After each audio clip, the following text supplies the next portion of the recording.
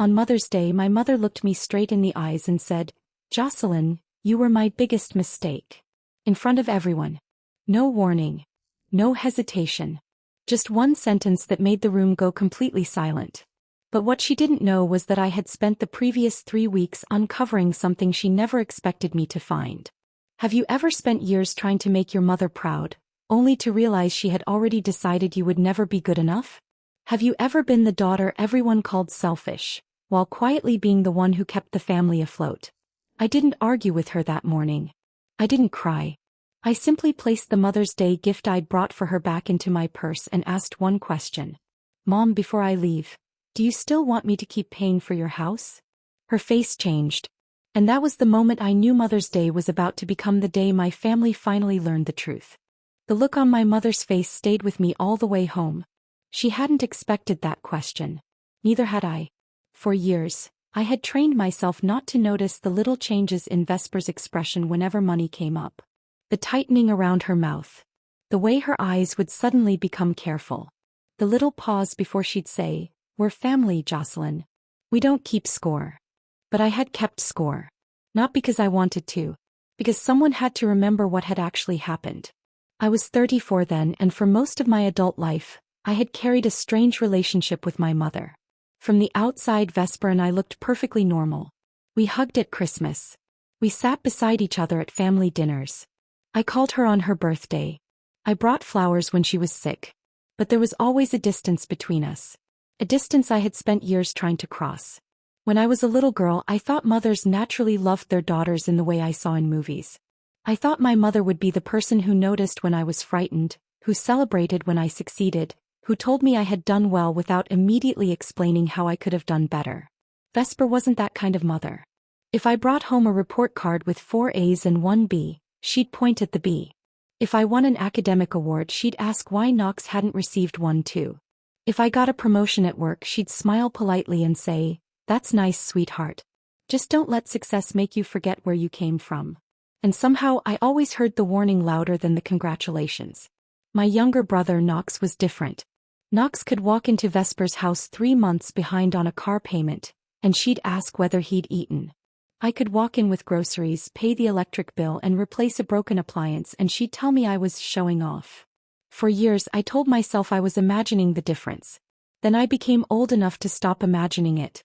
When Knox was 27, he started a small contracting business with 2 friends. Vesper couldn't have been prouder. She told everyone at church that her son was becoming an entrepreneur. 6 months later, the business collapsed. There were unpaid suppliers, a van loan, credit cards, taxes. And one evening, Vesper called me. I remember exactly where I was. I was sitting at my kitchen table eating leftover pasta when my phone lit up with her name. "Jocelyn," she said before I could even say hello, "your brother needs help." Not "I need help." Not "we need help." Knox needed help. I asked how much. There was a pause. Then she gave me a number that made me put my fork down. I didn't have that kind of money sitting around. But I had savings. So I transferred it. I told myself it was temporary. I told myself Knox would repay me.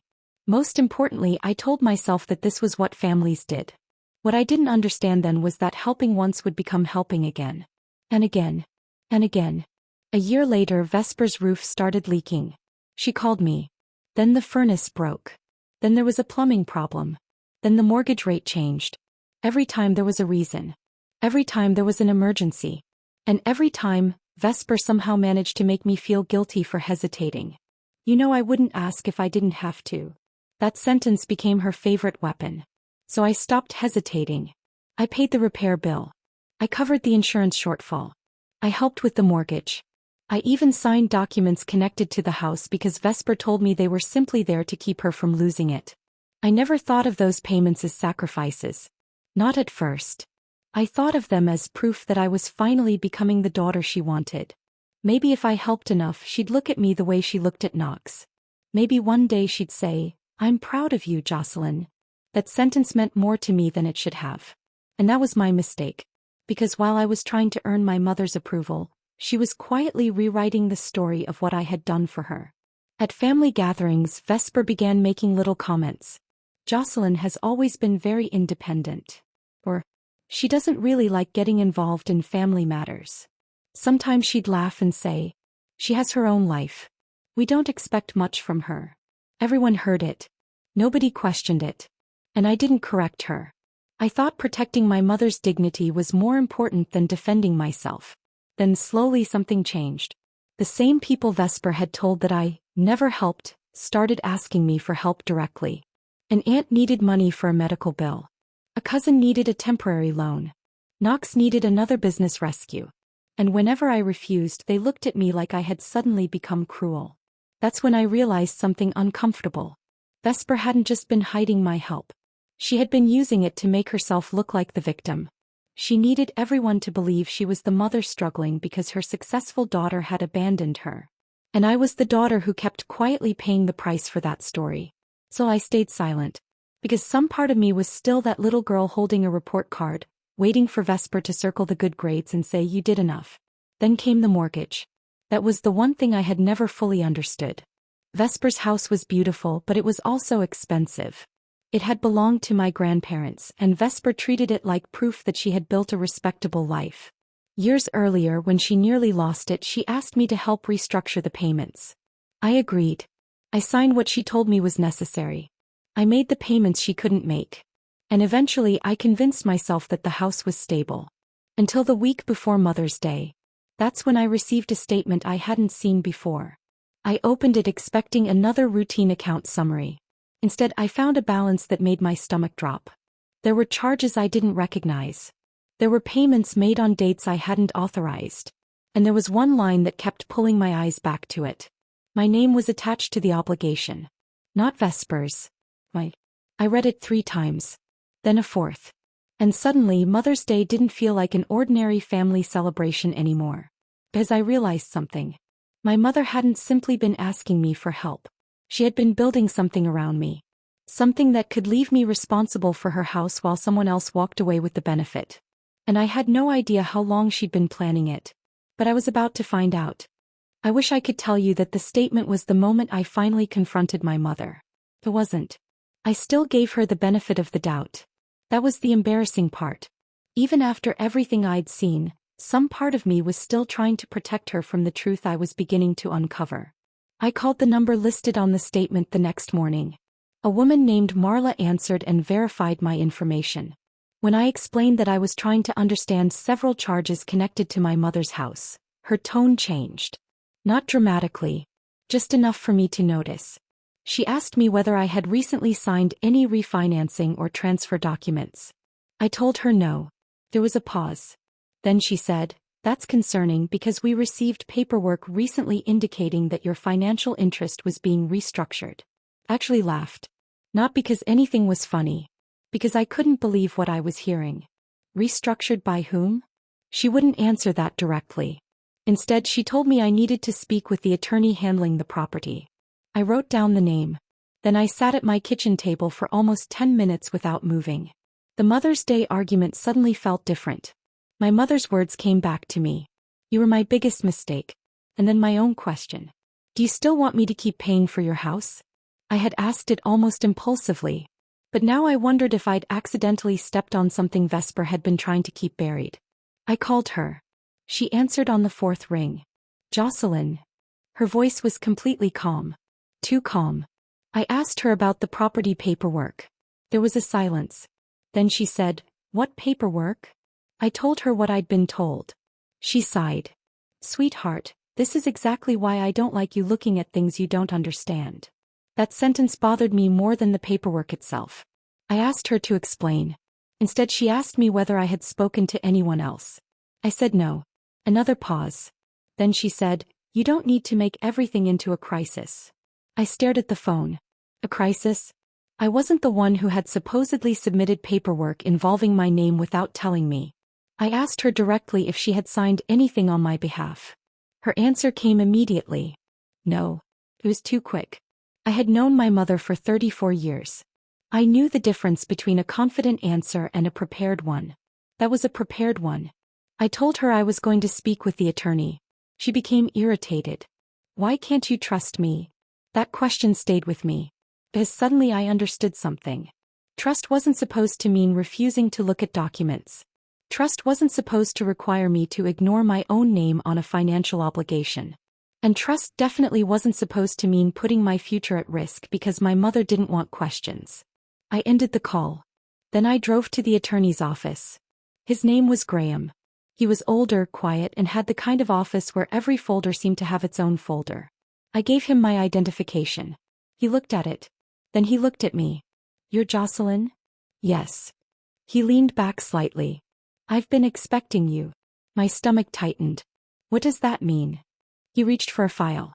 "This property has been under financial restructuring discussions for several months." "Several months?" "Yes." I stared at him. "Who initiated them?" He hesitated. Then he said, "Your mother." I felt something inside me go completely still. I asked him whether my name was involved. He nodded. "Your name is attached to the original guarantee." I already knew that. "What about the new paperwork?" He opened another folder. "This is where things become complicated." He placed a document in front of me. I recognized the property address. I recognized my mother's name. And then I saw mine. Except I hadn't signed it. The signature looked like mine at first glance. That was what made it frightening. Someone had taken the time to imitate me. I leaned closer. Graham noticed my expression. "You didn't sign this?" "No." "Are you certain?" I looked at him. "I know my own signature." He nodded slowly. Then he showed me the original version. My real signature was underneath a completely different agreement. The difference was subtle. But once I saw it, I couldn't unsee it. The forged signature had the same general shape. The same first letter. The same ending. But it was too careful. My real signature was quick and slightly uneven. The other one looked like someone had practiced it. I asked Graham who had submitted the document. He said he couldn't discuss every detail yet, but the paperwork had come through channels connected to the property restructuring. Was my mother involved? He didn't answer. He didn't need to. I knew. I asked what the document would have done if I had signed it. Graham turned several pages. Then he explained it carefully. The document would have released certain rights I had connected to the property. But it wouldn't have released every obligation. I felt cold. So I would still be responsible for the debt? In certain circumstances, yes. And who would receive the benefit? He looked at the paperwork again. "Your brother." I didn't say anything. For a few seconds I could only hear the clock on his wall. Knocks. Of course. It wasn't random. It wasn't an administrative mistake. My mother had been trying to move the benefit of the house toward Knox while leaving me tied to the financial responsibility. And suddenly Mother's Day made sense. She hadn't called me a mistake because she was angry. She had called me a mistake because I had started asking questions. I drove home with the documents in my passenger seat. I didn't call Vesper. I didn't call Knox. For the first time in my life, I didn't feel the need to explain myself to either of them. Instead, I opened the drawer where I kept old receipts. I started pulling everything out. Mortgage payments, repair invoices, bank transfers, insurance payments, emails, text messages. Every little piece of paper I had ignored because I thought helping my family didn't require documentation. By midnight, my dining table was covered. And that's when I noticed something I hadn't seen before. The payments weren't random. They formed a pattern. Every time Vesper told me she was just short this month, money had gone somewhere. Every time she said the house needed an emergency repair, another payment appeared. And every time Knox had claimed his business was finally recovering, I found another transfer connected to him. I sat there staring at the piles. Then I opened my oldest bank statement. There was a transfer from 6 years earlier. The description was vague. But the amount was large. I remembered it immediately. That was the month Vesper had told me she might lose the house. Except the payment hadn't gone to the mortgage. It had gone to an account I didn't recognize. I wrote the account number down. Then I found another transfer. Same account. Then another. My heart started beating faster. I had spent years believing I was rescuing my mother. But what if I hadn't been? What if I had been financing something completely different? At 1:17 in the morning, I finally understood what I needed to do. I wasn't going to confront Vesper yet. I wasn't going to accuse Knox. And I wasn't going to tell the family. Not until I knew exactly where my money had gone. Because if my mother had been willing to forge my signature, then arguing with her would accomplish nothing. I needed proof. And I had just realized I might have 6 years of it sitting inside my own house. The next morning I woke up with one thought in my head. Find the account. I didn't care that I had barely slept. I didn't care that my coffee tasted like burnt cardboard. For the first time, I wasn't looking at my mother's behavior as a daughter. I was looking at it as someone trying to understand where her money had gone. I started with the oldest transfer. 6 years earlier, Vesper had told me she was behind on the mortgage. I had transferred $18,600 because she said the bank was preparing foreclosure paperwork. But the account number didn't belong to the mortgage company. It belonged to a business account. I searched the number through my old banking records. Then I found the name. Knox Holdings. I stared at the screen. Knox had never told me he'd received that money. Neither had Vesper. I pulled up another transfer. $7,800. Same account. Another. $12,400. Same account. Then another. $5,200. My hands went cold. I started writing the amounts down on a yellow legal pad. One by one. Date. Amount. Description. Destination. By the time I finished, the total was far higher than I expected. More than $40,000 had moved from accounts I thought were helping my mother toward an account connected to my brother. And that wasn't even counting the mortgage payments I'd made directly. I sat back in my chair. For years, I had believed I was helping keep my mother's house. But some of the money had never touched that house. It had gone somewhere else. I called Graham. He answered before 9. I told him what I'd found. He didn't sound surprised. That scared me more than if he'd sounded shocked. He asked me to send him copies of the statements. I did. A few minutes later he called again. Jocelyn, I need you to stop contacting your mother about this. Why? Because if these documents are what they appear to be, you don't want to give anyone an opportunity to alter the records. I looked around my kitchen. That word stayed with me. Alter. I thought about the forged signature. I thought about all the documents Vesper had asked me to sign over the years. And suddenly I wondered how many of them I'd never actually read. That afternoon I went through every folder I had. I found an old agreement from when I first helped with the house. Then another. Then another. Some were harmless. Some weren't. One document showed that I had guaranteed part of the property's financial obligations. Another showed that Vesper had promised to refinance within 12 months. She hadn't. Instead, she had renewed the arrangement twice. Without telling me. Then I found something that made me stop breathing for a moment. A handwritten note in Vesper's handwriting. It was attached to a copy of an old agreement. The note said, Jocelyn won't understand the details.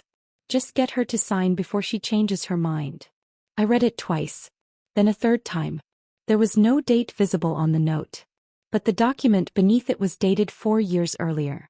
I put it down. For several minutes I couldn't move. That sentence hurt more than the forged signature. Because it wasn't about money. It told me what my mother thought of me. She didn't see me as her daughter. She saw me as someone whose trust could be used against her. I wanted to call her. I wanted to ask how she could look me in the eyes after writing something like that. Instead, I remembered what Graham had said. Don't contact her. So I didn't. I kept digging. The deeper I went, the uglier it became. There were payments to Knox's business. There were payments for his truck. There was a credit card balance I had unknowingly helped cover. There were even 2 large transfers that Vesper had described to me as emergency home repairs. Neither payment matched a contractor. Both went to Knox. And then I found the biggest one. $27,500. The description simply said, Family Assistance. I remembered that payment. Vesper had called me crying. She told me the basement had flooded and that she needed money immediately. I had transferred it that same afternoon. But there was no contractor. No plumbing company. No insurance deductible. Nothing. The money had gone directly into an account associated with Knox. I closed my eyes. I could still hear my mother from years earlier. Thank you, sweetheart. I don't know what I'd do without you. At the time, those words had made me feel needed. Now they made me feel sick. I called Graham again. He told me something that changed the entire situation. The property itself wasn't the only concern. The original mortgage agreement contained a clause protecting my financial contribution if the house was transferred. But the new document Vesper wanted me to sign would weaken that protection. And because Knox was supposed to receive the property, my mother had a very specific reason for wanting my signature. She needed me out of the way. Not emotionally. Legally. I asked Graham one question.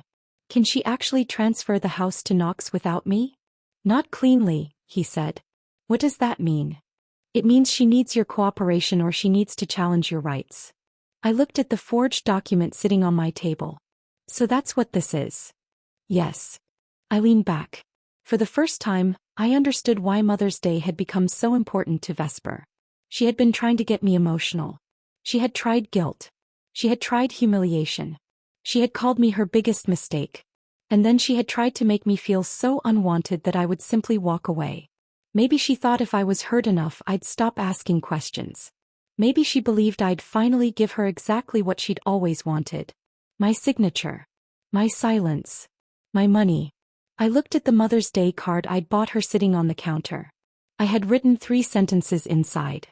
Thank you for everything you've done for me. I almost laughed. Then I tore the card in half. Not dramatically. Not angrily. Just once down the middle. That evening I created a new folder. I labeled it Property. Inside I made separate sections. Mortgage. Transfers. Repairs. Knox. Signatures. Correspondence. And one final section. Mother's Day.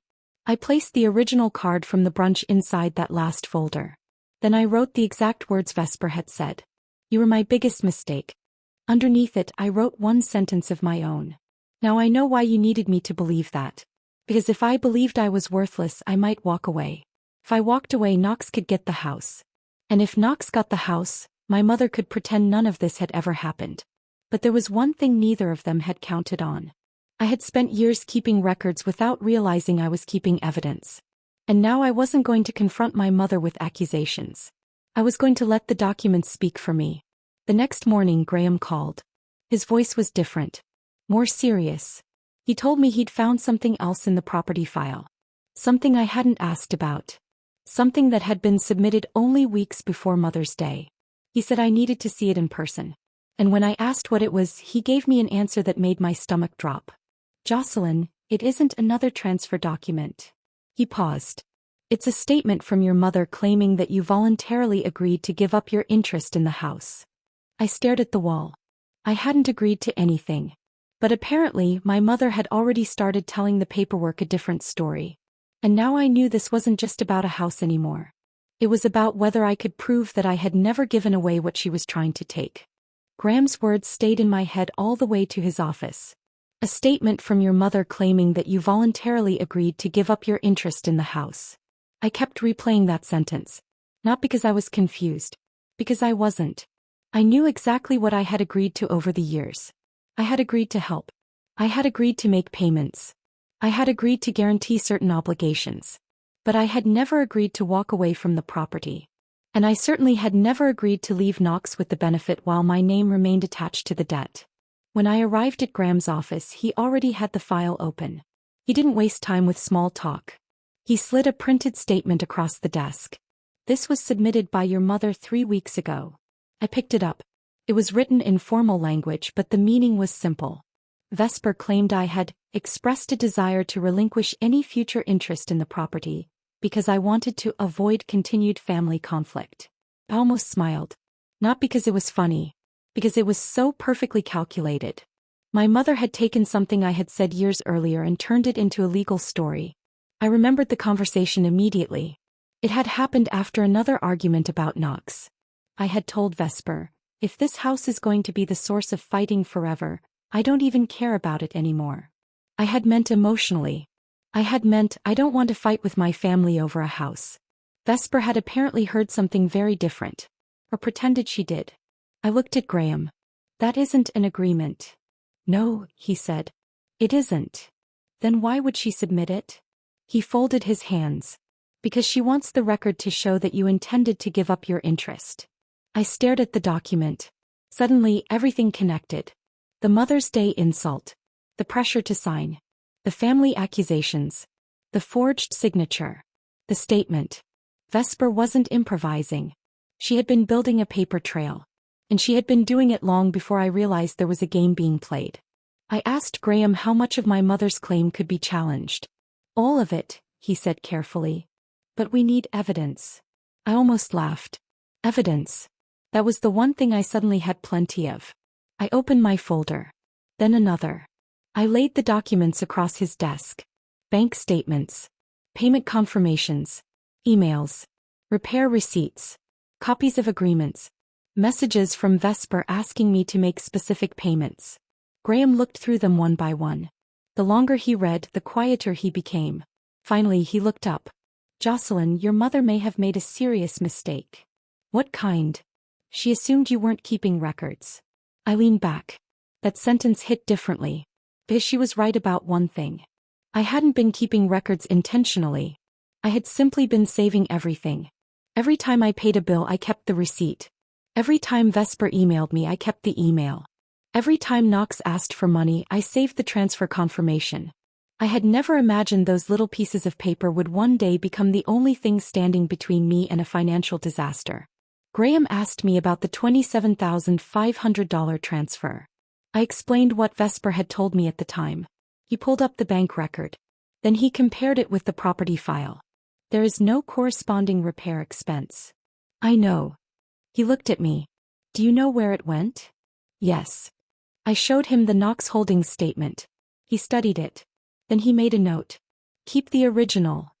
I will. He looked at the forged agreement again. There's something else. My stomach tightened. What? The timing. He pointed to the date.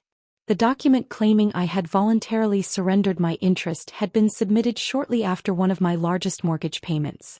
I hadn't noticed the connection before. But now it was obvious. Vesper had waited until I had contributed more money. Then she tried to remove my rights. She wanted the protection of my money without the responsibility of recognizing my ownership. I asked Graham the question I'd been avoiding. Was Knox involved? He didn't answer immediately. Instead he said, I can't prove that yet. That wasn't the answer I wanted. But it was the honest one. And I had learned something important over the past few days. I didn't need assumptions anymore. I needed proof. That afternoon I drove past my mother's house. I didn't stop. I just sat across the street for a few minutes. The house looked exactly the way it always had. White shutters. Stone walkway. The flower beds my father had planted before he died. For years I had looked at that house and thought of childhood. Now I saw paperwork. Debt. Promises. My name. And a plan I had never agreed to. My phone rang. It was Vesper. I let it ring. Then it rang again. And again. Finally I answered. Jocelyn, where have you been? At work. You haven't called me. I've been busy. Her tone sharpened. You've been avoiding me. I didn't correct her. She continued. We need to finish the paperwork. I asked, which paperwork? She sighed. You know exactly what I'm talking about. No, Mom. I want you to tell me. Silence. Then she said, the house.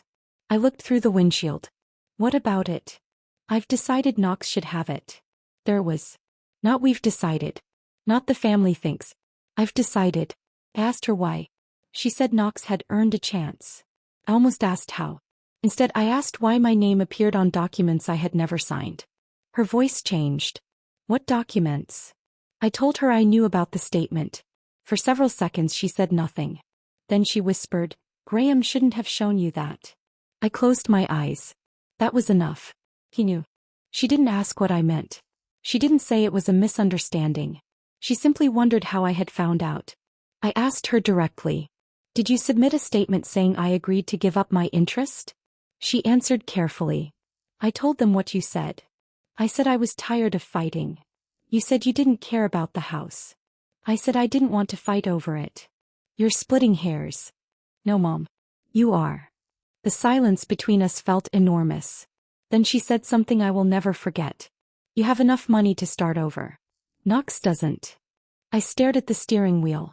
And suddenly the entire plan became painfully simple. My mother didn't think what she was doing was cruel. She thought it was reasonable.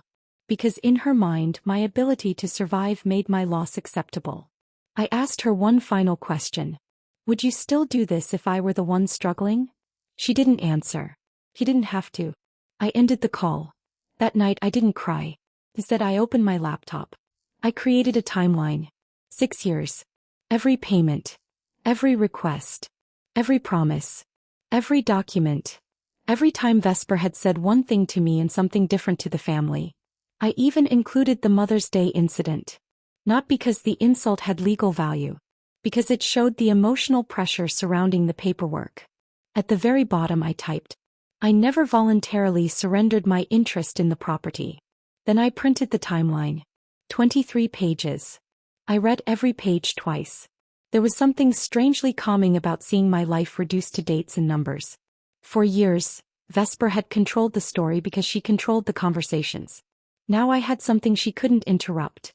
A record. The next morning, Graham called again. This time he sounded almost relieved. He had reviewed the documents I gave him. He said there was enough evidence to formally challenge the statement. But there was one complication. Vesper had already scheduled a family meeting. She intended to announce that Knox would receive the house. And she wanted me there. I asked when. Mother's Day weekend, Graham said. I laughed quietly. Of course. She wanted to do it on the same weekend she had called me her biggest mistake. She wasn't finished humiliating me. She wanted witnesses. She wanted the family to hear her version before I could tell mine.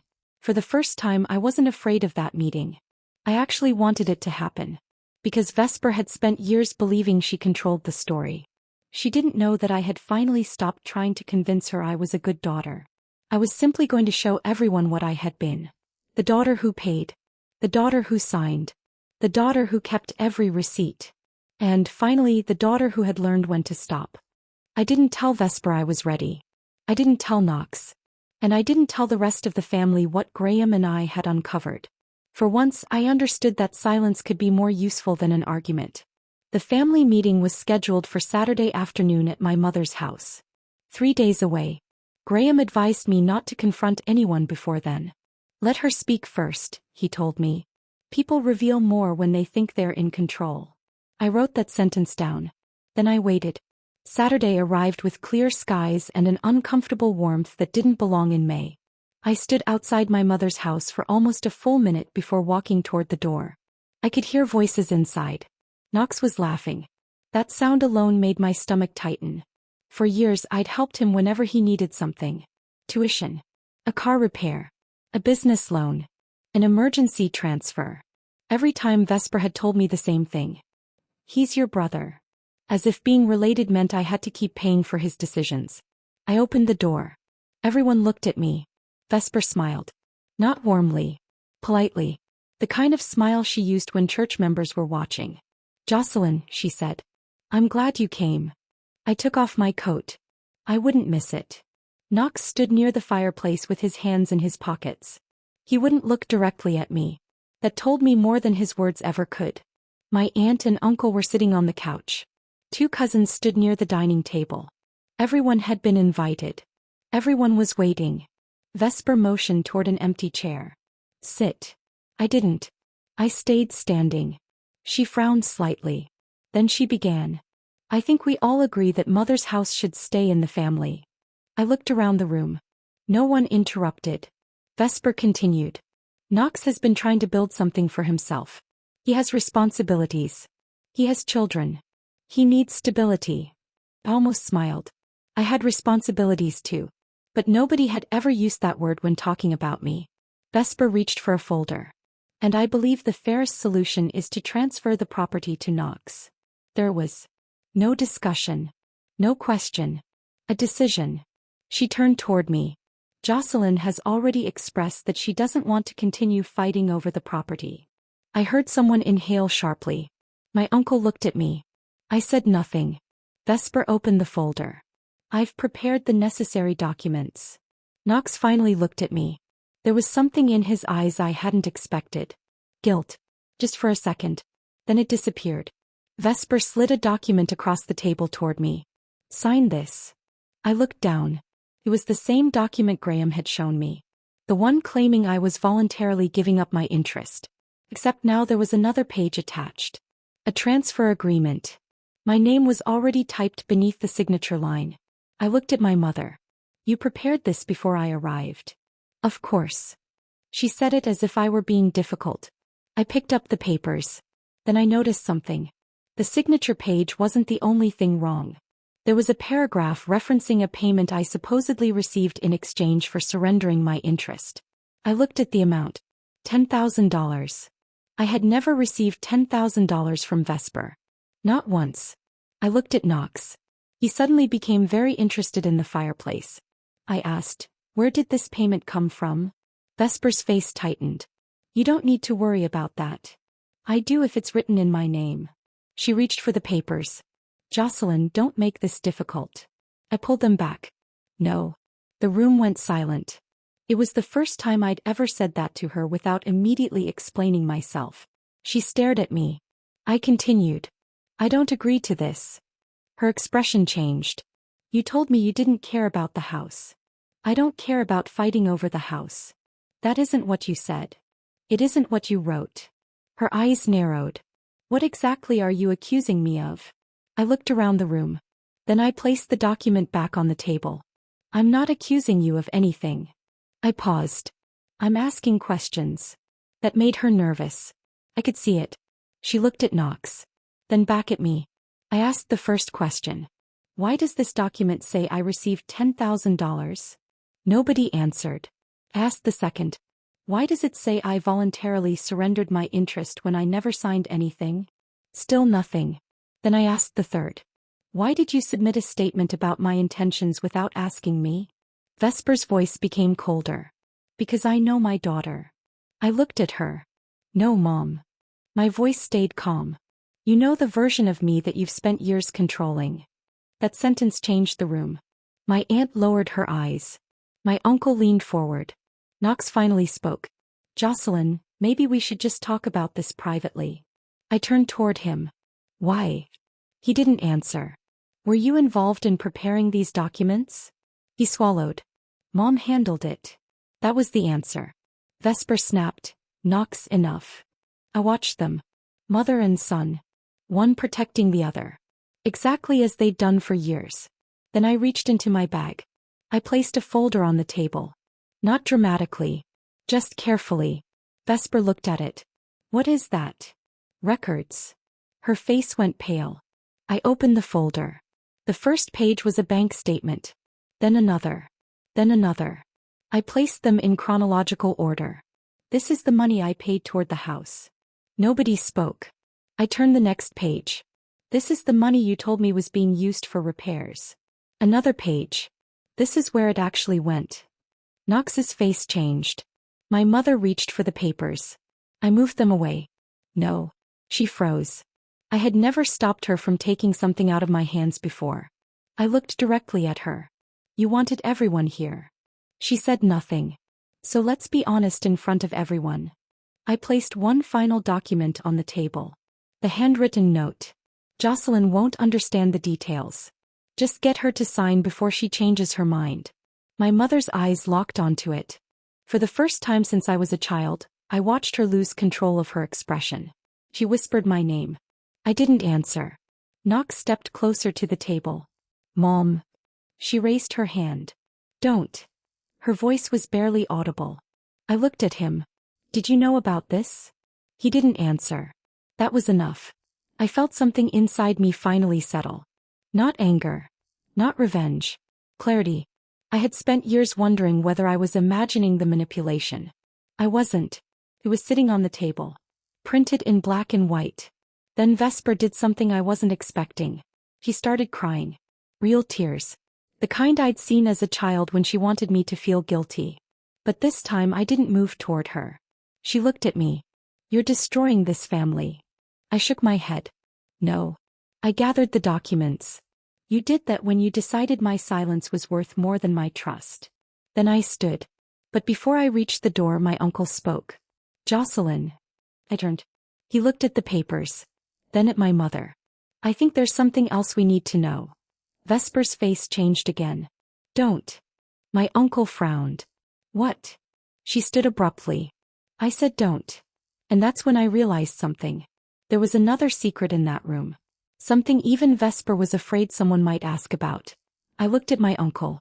Then at my mother. And suddenly the house didn't feel like a place where my family was fighting over property anymore. It felt like a room full of people standing around a locked door. And somebody had just found the key. My uncle's question changed everything. Vesper stood frozen, one hand gripping the edge of the table. "There's nothing else," she said too quickly. But I knew my mother. When she was telling the truth, she never rushed. My uncle looked at her. "Then why are you afraid of the question?" Knox lowered his head. I felt the room tighten around us. I asked quietly, "What haven't you told me?" Vesper looked at me, and for the first time, I saw something I had never seen in her eyes before. Fear. Real fear. Then my uncle whispered, "Jocelyn, your mother didn't buy this house with her own money." I stared at him. He continued, "Your grandmother did." My uncle's words landed harder than any insult my mother had thrown at me. "Your grandmother did." I looked at Vesper. She didn't deny it. That silence was answer enough. My uncle explained that Grandma had paid most of the original down payment, but the records had never been transferred properly. Vesper had spent years telling everyone the house belonged entirely to her. Then he revealed something worse. Grandma had left behind a private agreement naming me as the person who would receive her financial contribution if the property was ever sold or transferred. I looked at my mother. "Why did you hide that?" Her face went completely pale. My mother finally sat down. For the first time she looked older than I remembered. "I was protecting the family," she whispered.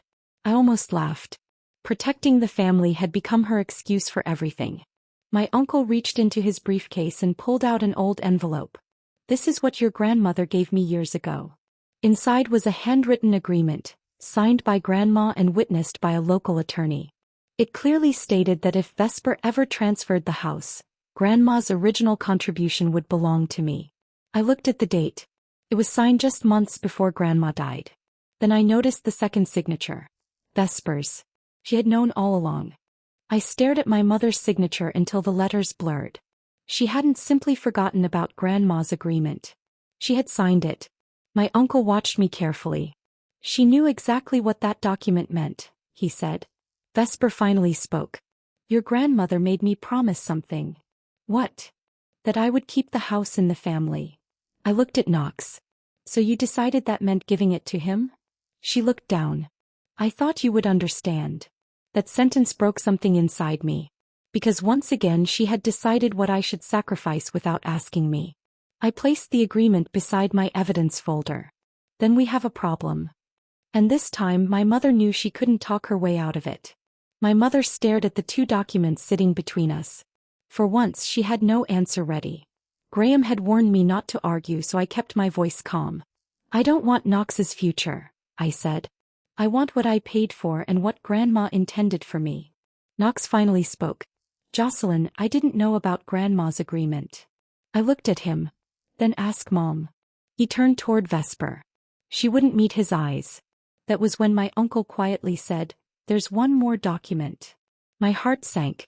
He reached into his briefcase again. "This one explains why Grandma never transferred the house to Vesper." My uncle slowly placed the final document on the table. It was Grandma's original property agreement. I recognized her handwriting immediately. According to the document, Vesper had only been allowed to live in the house as long as she maintained the mortgage and never transferred ownership without Grandma's written approval. My eyes moved to the final paragraph. If Vesper attempted to transfer the property improperly, her rights would terminate, and the house would pass according to Grandma's estate instructions. I looked at my mother. She had known. For years. Then Graham's earlier warning suddenly made sense. This wasn't just about stopping the transfer. It was about proving my mother had already violated Grandma's conditions. That realization changed the room completely. Vesper wasn't holding the winning hand anymore. She had been sitting on a secret that could actually cost her the house. I called Graham from the dining room and put him on speaker. I explained what my uncle had found. He asked one question. "Is the original agreement signed and witnessed?" My uncle answered, "Yes." Graham was silent for a moment. "Then don't let anyone leave with those documents." Vesper suddenly stood. "You're turning this into a legal war." I looked at her calmly. "No, Mom. You turned it into one." Then Graham said something that made everyone go silent. "Jocelyn may have a right to the entire property." For a few seconds nobody moved. I looked at Graham through the phone. "Are you sure?" I said, "You may have a right to the entire property, he replied. But we need to verify the chain of ownership before making that conclusion. My mother immediately objected. This is ridiculous. That document is decades old. Graham answered calmly, that's exactly why it needs to be examined. Knox looked at Vesper. Mom, what did you sign back then? She finally admitted it. Everything your grandmother asked me to sign. My uncle shook his head. You knew Jocelyn was protected. Vesper looked at me. I thought I could fix it before you ever found out. And that was the moment I realized she had been planning this for years. My mother thought calling me her biggest mistake would break me. Instead, those words became the reason I finally stopped accepting guilt, pressure, and manipulation as the price of being her daughter. I learned that protecting yourself doesn't make you selfish, and setting boundaries doesn't mean you stopped loving your family. Sometimes, the strongest revenge is simply refusing to let someone control your future anymore. If you've ever faced a family member who made you feel like you weren't enough, tell me in the comments what you would have done. And if you want more emotional family revenge stories, hit subscribe and I'll see you in the next one.